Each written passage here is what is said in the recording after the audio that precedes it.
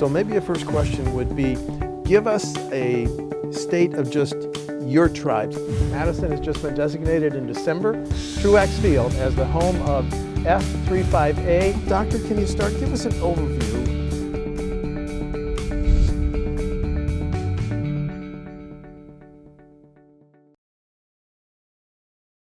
Senator Mark Miller of Monona, as a Democrat, has represented the 16th Senate District since 2004, and before that, he was in the State Assembly, and he's announced that he's not seeking re-election this year. So, Senator Miller, this is an exit interview. Thank you for doing it. I really appreciate it. Why did you decide this is kind of enough?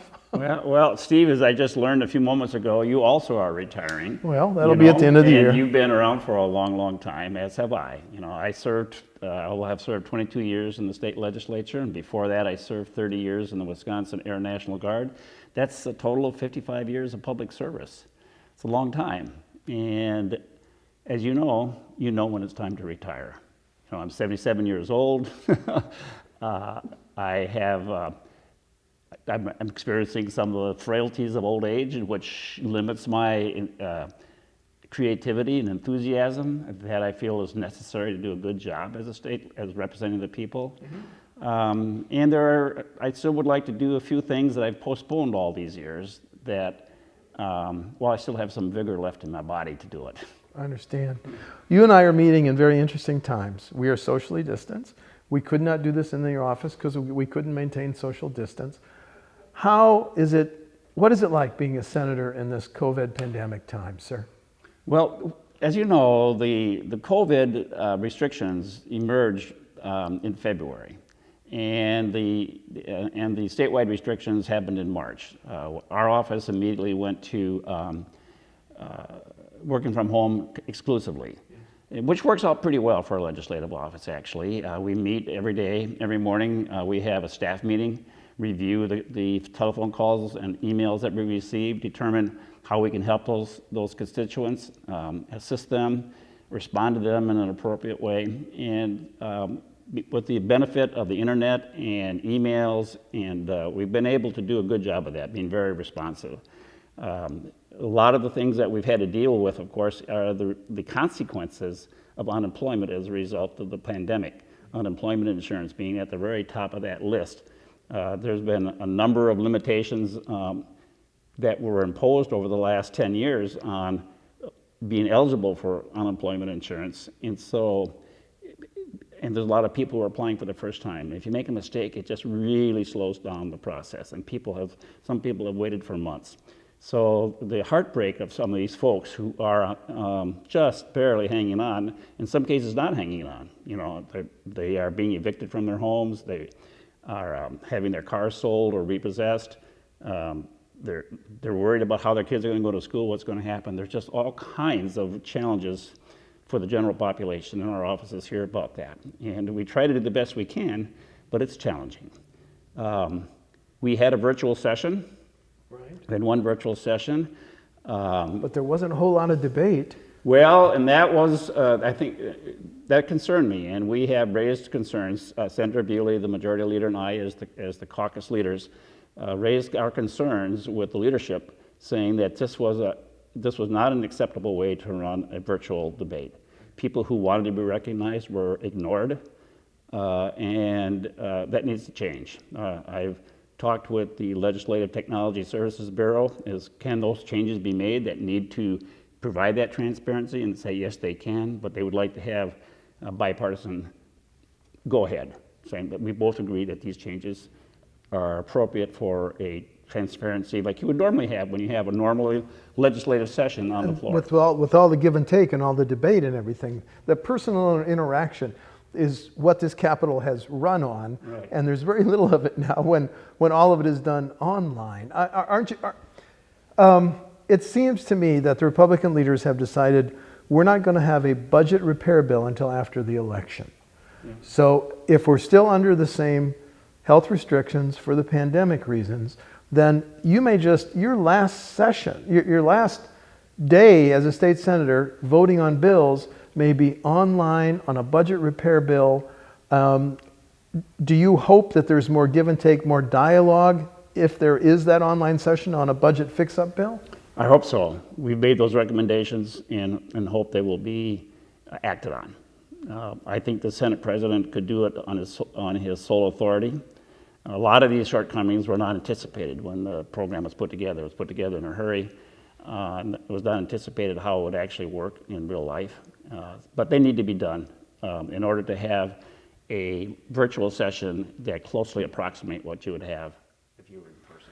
How worried are you that if the governor's right and we're $2 billion with a B shortfall in general fund, are you looking at cutting school aids and health care and aid to the UW, which may not have revenue from sports? I mean, it's a very interesting and difficult time potentially, isn't it? The primary decision makers on this will be the Republican majority in the legislature and the governor.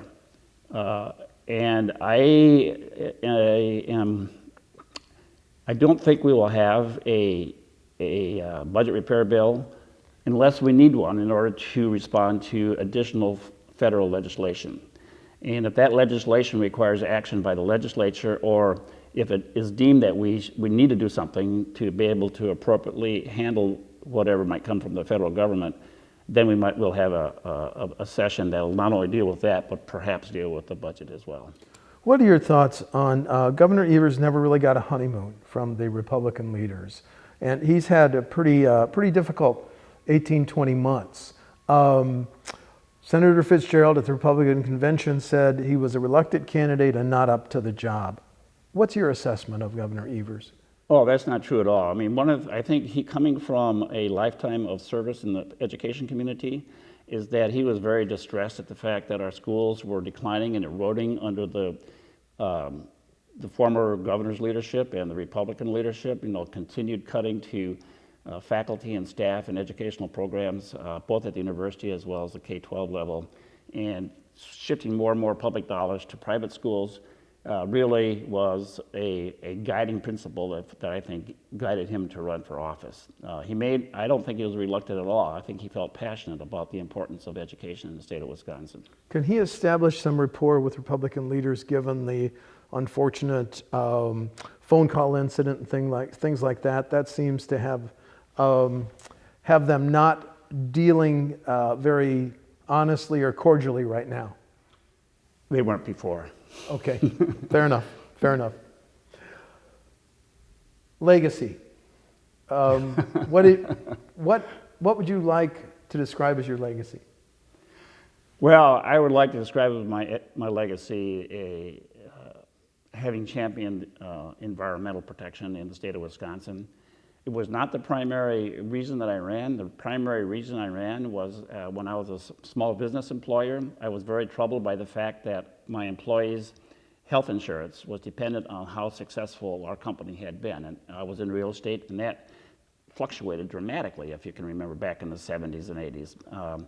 And I felt this is not the way you should have health insurance delivered to your population in a civilized society. And so I primarily ran to try and change the dynamic on how we fund and provide health insurance. I was an advocate for universal statewide health insurance that was funded through a payroll tax that was exactly what Harry Truman had proposed, and it was what Earl Warren had proposed when he was governor of California. And it is a way of doing that, but we had to do it in a way that didn't eliminate current private health insurance if people wanted to do it, and that is part of what has given Obamacare. One of the challenges is that there was a promise you could keep your health insurance. Well, you could, but it had to depend on your employer keeping that same health insurance. And so when employers change as a result of the dynamics of Obamacare, people blamed the program. But it turned out to be very popular. I was the primary author, along with a number of other Democratic senators, of Healthy Wisconsin, which got attention around the country for the way we crafted it. But it was not adopted here, and it was not adopted in any other state as well, although it was introduced in other states. But when the Affordable Care Act passed, I felt we needed to take a look at that, and my second passion was protecting the environment. I'm an avid outdoors person. I go hunt and fish, I camp, I canoe, and but I have long recognized the importance of protecting the really valuable water resources in the state of Wisconsin. And so that's where I focused my attention. And have introduced a number of bills, none of which have passed, some of which I worked on with Republicans to get partially passed, but to deal with managing our water resources. And I think most significantly, the Clean Energy Jobs Act, which came out of Governor Doyle's task force on the climate change. And the Democrats were in charge then, but we could not get it over the hump. We lacked the votes primarily in the Senate with Senator Decker and Senator Plahley. Well, there was a package of clean water bills that the Assembly passed that the Senate never considered just this year because of the COVID crisis. If you're only coming back on a potential budget repair bill, all those bills will die, right? Yes, they're dead. They're already dead. They're already dead. Okay. Those bills are I thought already maybe dead. they could be revived in some way. No, they're the dead. only way they could be revived would be reintroduced if they were included in the call for a special or extraordinary session. So is the environment that was your second priority, is it in better shape now than when you joined the legislature? Or, given the headlines over PFAS, a very dangerous and insidious toxic chemical, we are more at risk from an environmental standpoint? Well, Wisconsin was at the forefront of a number of environmental laws back in the 60s and 70s, and so we benefited from that. But quite frankly, in recent administration, particularly under the Walker administration, we cut back on the staff at the Department of Natural Resources. We loosened regulations.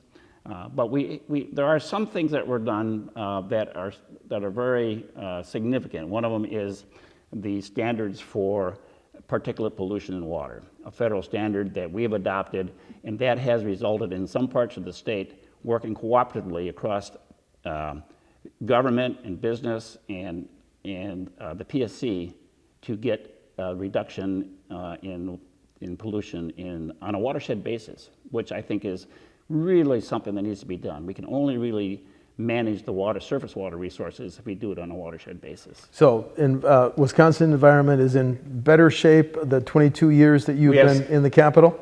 I would say yes, okay. but it could be a lot better. Understand. You were the Senate Democratic leader in Act 10. Was it your idea for the 14 of you to leave and go to Illinois? I actually learned about that this was a possibility from a member of my staff. Okay. That a fiscal bill required what they call a fiscal majority, supermajority, required 20 senators in order to be able to act on a fiscal bill. Act 10 was a fiscal bill, required 20 members in order to have a quorum to act on it. The Republicans, who were in the majority, only had 19. So if all the Democrats agreed not to appear, not to show up, they did not have the quorum in order to be able to pass that bill. So the goal was not to delay the bill, but it was to defeat it. The goal was to defeat it. As you remember, that bill was dropped like a bomb. That was actually Governor Walker's term. He dropped it without any advance notice. He hadn't campaigned on it. It just boom, shortly after he wanted it passed, I think, within 10 days. Through both houses. It was basically 4 working days from the day it was. I mean, you take out the weekend, and the day it was dropped, went through public testimony, and then they cut off public testimony in order to be able to take it up promptly. And they were concerned that the public opposition and editorial proposition would end up killing the bill. And that was our hope too. But if it was done so quickly, that opposition might not have been able to materialize. Particularly, they had cut off. There's over 100 people waiting to testify when they cut that off. So we figured the only way we could provide space was to deny the quorum. Okay. And then we were dumbfounded at the really explosive reaction that it got, both here in Wisconsin as well as nationally and internationally. And I thought we really were turning a corner because of the public enthusiasm or the public outrage over the legislation, but it failed to result in a substantial change in leadership. You 14 were in Illinois for how many days? Do you remember? I don't. Roughly? It was close to 20, somewhere around 20 days. Close to 20. Yeah. Did you consider that a success? Well, we accomplished the goal, which was to highlight what was in the bill and to raise public awareness and to delay action on the bill. But the fact that we didn't succeed in stopping the legislation, I'd have to say it was not a success. How did you feel that Saturday when the protesters who didn't like Act 10 greeted all 14 of you when you came back to the Capitol? But it was, as you said, after the bill had been signed into law. Right. The bill was finally signed into law by splitting it into two bills, taking out the fiscal parts and just passing the policy parts. Because if you took out the fiscal parts, all you needed was a simple Senate majority. That's correct. Which they had, although Senator Schultz defected, but it's still 17-1. Right. And 18-1. right. So that welcome will be one of the lasting memories of my life, especially my legislative career, because walking through the crowd as we surrounded there was 100,000 people here, and we were led through the crowd by a bagpipe band of the firefighters, which is kind of a stirring thing on itself. But there was people that reached out wanting to touch us with tears rolling out their eyes because of what we signified to their hopes and aspirations. And to me, that was, I'm getting goosebumps just remembering it, Steve, because it made me realize how important what we had done was to so many people in the state of Wisconsin. And it made me reaffirm my determination to try to continue to live up to that expectation and those aspirations. But it was very, very moving. But you didn't list that as part of your legacy. You listed your work on healthcare and the environment, but you're proud of what you did with Act 10, leading you and your 13 peers?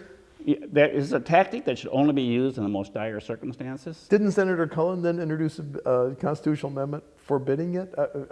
Anyway, that's... I don't remember if that was the case, but okay.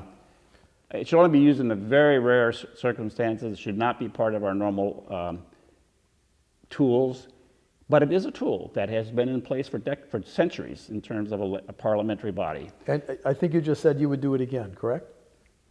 Under those circumstances, I would do it again. Lessons learned, that it's a tool used rarely, but... Well, we did it really on the spur of the moment. And if I'd had to do it over again, I would have liked to have been able to do a little bit of advanced planning, but yeah, like that was not an option available. Pack up some clothes and stuff.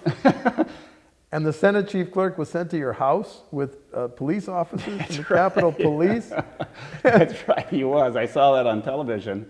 Afterwards, I called up the chief clerk and said, well, if I'd known you were going to show up, I'd have asked you to bring my mail in.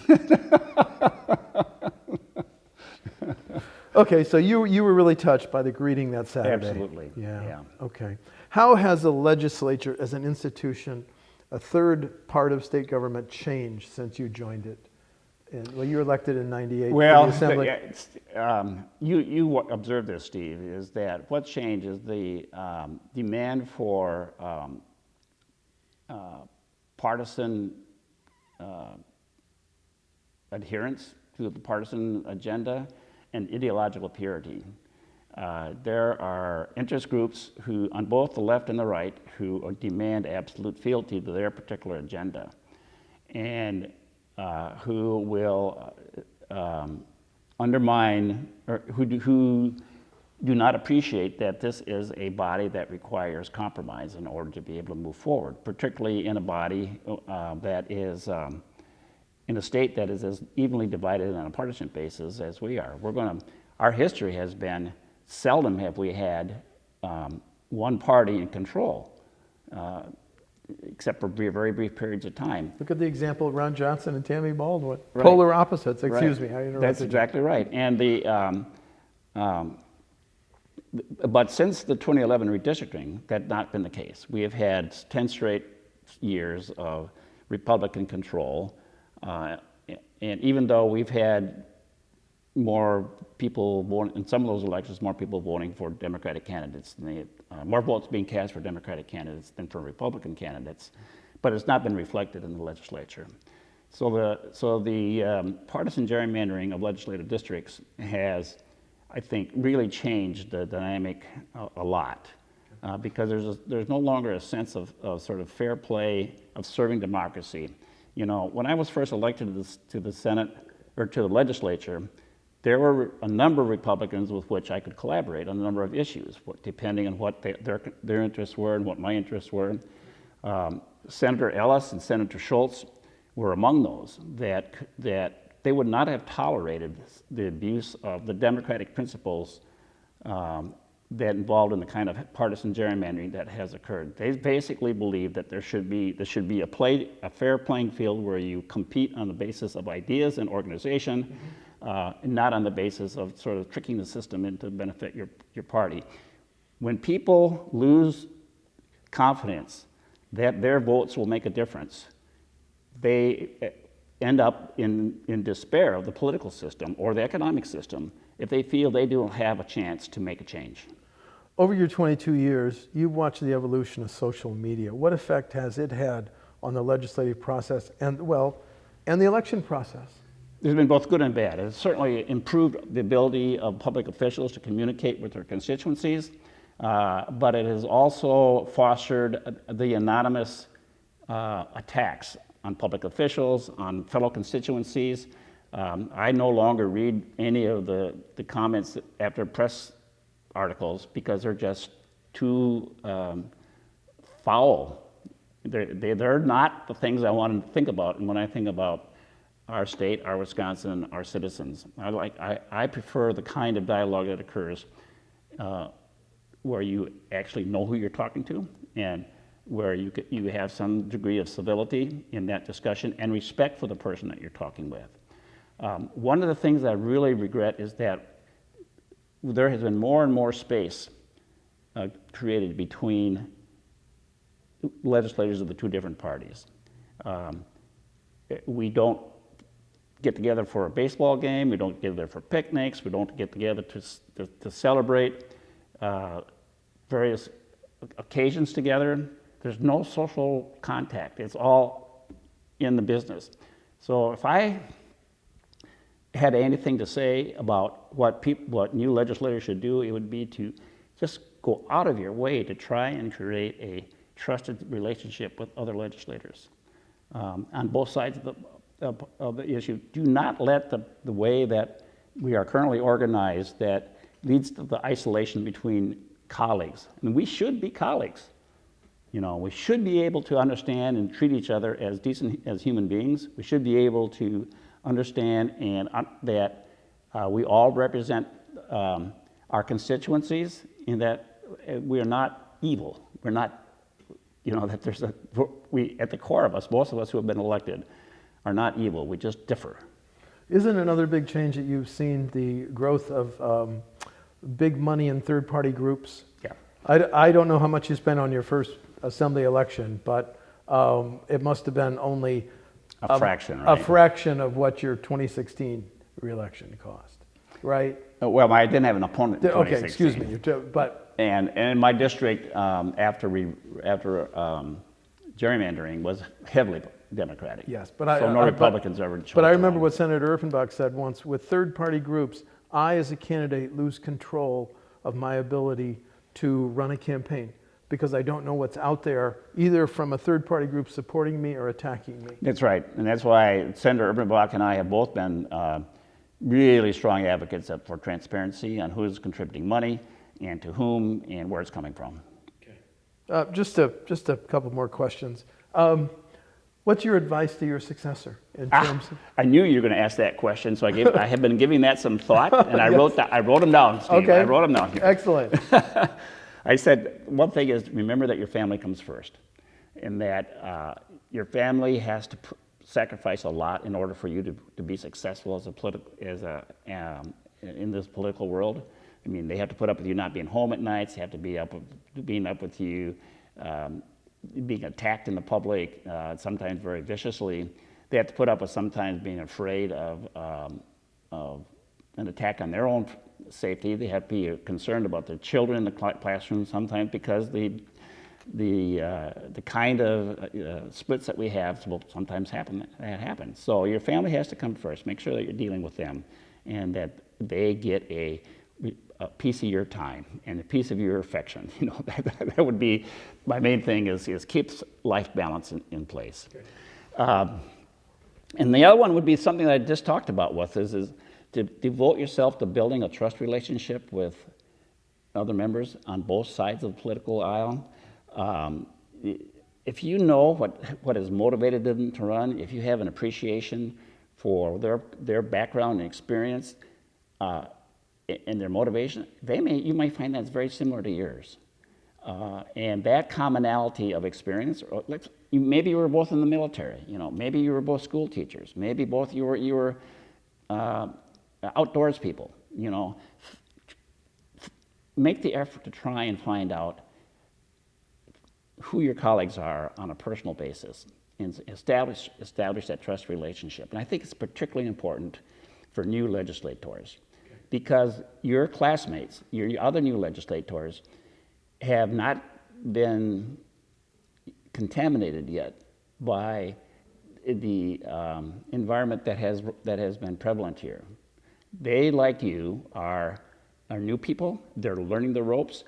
If you learn them together, that relationship can continue for a long time. And that happened with me, is that we created a freshman caucus, we exchanged ideas, we learned a lot about each other, and those relationships continued. Eventually, Scott Jensen said that his members could no longer participate in that, but the little bit that we did had long-term benefits to both us as well as to the Republican legislators who participated in it. I think be willing to forego credit, be willing to share it at least, and then even be willing to forego it. If you're in the minority, recognize that if you're willing to forego some credit, the policies that you might want to pass may have a better opportunities to succeed. Really important is to hire really good staff. We depend on our staff. They are our eyes and ears and voices, and when you hire good staff, give them opportunities to gain additional skills. Two of my staff people got master's degrees while they were working for me. I gave them time that they could devote to their studies that would be counted as staff time. And they have gone on to do really good work after they left my office. My communications director gave her additional training in communications, and she's been just outstanding on that.